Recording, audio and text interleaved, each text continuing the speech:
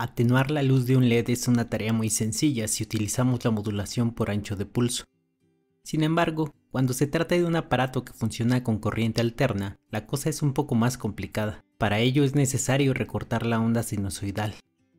Por tanto, en este video les mostraré algunos aspectos básicos de los rectificadores controlados de silicio y cómo diseñar e implementar un circuito digital para regular la potencia de un foco mediante el control de ángulo de fase. El tiristor o rectificador controlado funciona básicamente como un interruptor. Mejor dicho, es un diodo el cual se puede poner en conducción o corte. Tiene tres terminales, ánodo, cátodo y la compuerta, y como cualquier otro diodo, solo permite el flujo de corriente en un único sentido. Por otro lado, un triac consta de dos rectificadores en direcciones opuestas, como lo indica su símbolo, para permitir la conducción en ambos sentidos. Sin embargo, los rectificadores controlados de silicio tienen otro inconveniente, solo se pueden poner en conducción, esto es, aunque se desenergice la compuerta, el dispositivo continuará en conducción hasta que el voltaje entre sus terminales sea cero. Lo anterior implica que tenemos que activar la compuerta después de cada cruce por cero de la onda sinusoidal. Se puede generar una señal PWM con el doble de frecuencia que la corriente alterna y con esta activar la compuerta del triac. Sin embargo, se tendría que sincronizar el encendido del circuito con la onda de la corriente alterna. Y más aún, las variaciones en el periodo podrían eventualmente desfasar ambas señales completamente. Por lo anterior, es necesario detectar el momento exacto del cruce por cero. Si buscamos en la red, podemos encontrar una infinidad de circuitos para esto. Sin embargo, yo prefiero algo más simple. La idea es utilizar un transformador para bajar la tensión de 120 a 5 o 6 volts. Después pasamos esa señal a través de un puente de diodos y su salida alimenta directamente el LED de un optoacoplador. Así, cuando la señal de corriente alterna se acerca mucho al cero, la salida del fototransistor se pone en alto. Ciertamente, el pulso que el circuito emite es muy ancho y se produce mucho antes del cruce. Por tanto, utiliza un osciloscopio para medir el tiempo que hay entre la activación del fototransistor y el cruce por cero. En mi caso es de alrededor de 820 microsegundos. Para la activación del triac utilizo un MOC 3011, esto para aislar ópticamente el circuito de control con el circuito de potencia. Ya sé lo que están pensando, utilizar un triac para activar otro puede ser algo tonto, pero créanme, es mejor así. También incluye un filtro RC, mejor conocido como filtro snubber. Esto para eliminar los efectos de la conmutación de cargas inductivas. Aunque no es estrictamente necesario, no hay problema si no lo incluyen. Una vez que he terminado de armar el circuito es turno de la descripción de hardware. El diagrama a bloques del circuito de control de ángulo de fase es muy simple.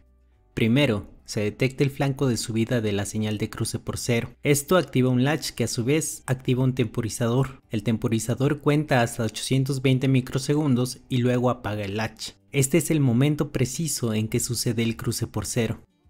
Esta misma señal también restablece un segundo temporizador y un contador que juntos generan una señal de diente de sierra de 120 Hz y 8 bits de resolución. Puesto que necesitamos que el triac permanezca apagado cierto tiempo y después se active, calculamos el complemento al ciclo de trabajo restando 255.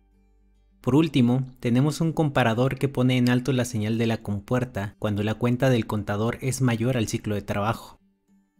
Lo que sigue es la descripción del circuito con VHDL. Empezamos con la descripción de la entidad del módulo principal o top level. Esta tiene 4 entradas: reset, reloj, cruce por cero y ciclo de trabajo, y una única salida para la activación del triac. Agrego los componentes para la detección del flanco de subida, temporizador, contador y latch, los cuales ya he explicado en otros videos.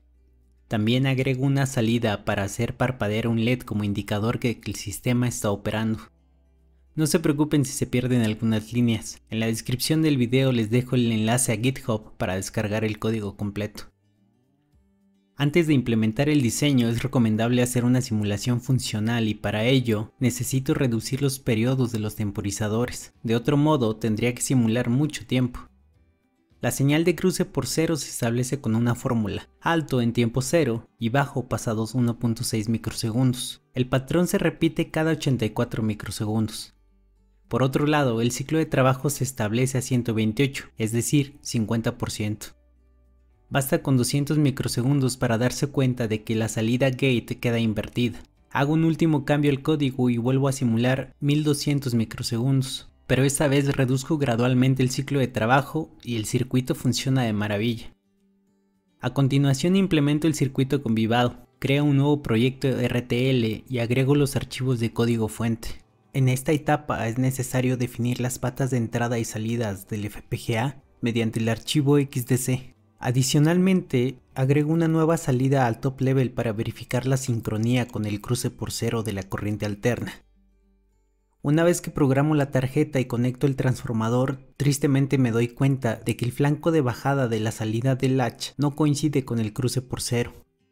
Lo anterior se debe a un error bastante tonto. El periodo del timer U01 debe ser de 820 microsegundos y con un cristal oscilador de 100 MHz, el timer debe dejar pasar en total 82.000 ticks, no 8200. Una vez hecha la corrección, el circuito funciona perfectamente. En este momento podemos conectar una pequeña bombilla de luz y hacer las primeras pruebas. Pero la verdad no me siento muy cómodo conectando corriente alterna a la protoboard. Por esto, utilizo un pedazo de placa perforada para soldar el circuito. Después de media hora soldando, el circuito luce bastante bien.